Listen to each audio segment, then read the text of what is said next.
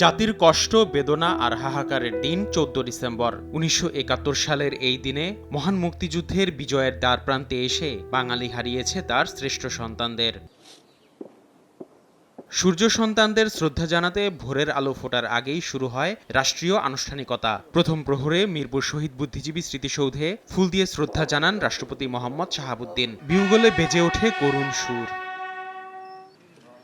রাষ্ট্রপতির শ্রদ্ধা নিবেদনের পর স্মৃতিসৌধে আসেন অন্তর্বর্তী সরকারের প্রধান উপদেষ্টা ডক্টর মোহাম্মদ ইউনূস। রাষ্ট্রীয় আচার অনুযায়ী শহীদ বুদ্ধিজীবীদের স্মৃতির প্রতি সম্মান জানিয়ে কিছু সময় নীরবে দাঁড়িয়ে থাকেন তিনি।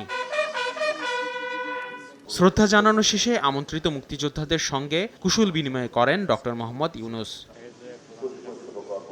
এরপর স্মৃতির মিনারে একে একে পুষ্পার্ঘ্য নিবেদন করেন প্রধান বিচারপতি ও উপদেষ্টা পরিষদের সদস্যরা। এ সময় মুক্তিযুদ্ধ বিষয়ক উপদেষ্টা ফারুকী আজম বলেন, আগামী নির্বাচনের মাধ্যমে জনগণই নির্মাণ করবে নতুন বাংলাদেশ।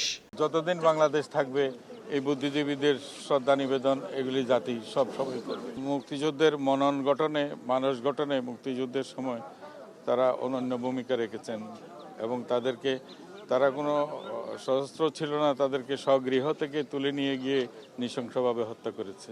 নতুন বাংলাদেশ তো জনগণ তৈরি করবে, এটা জনগণের অবস্থান থেকে জনগণের পার্টিসিপেশনে নতুন বাংলাদেশ গড়ে উঠবে। রাষ্ট্রপতি ও প্রধান উপদেষ্টার পুষ্পার্ঘ্য নিবেদন শেষে মিরপুর শহীদ বুদ্ধিজীবী স্মৃতিসৌধ সর্বসাধারণের জন্য উন্মুক্ত করা হয়। ফুলে ফুলে ভরে ওঠে প্রেরণার স্মৃতিসৌধ।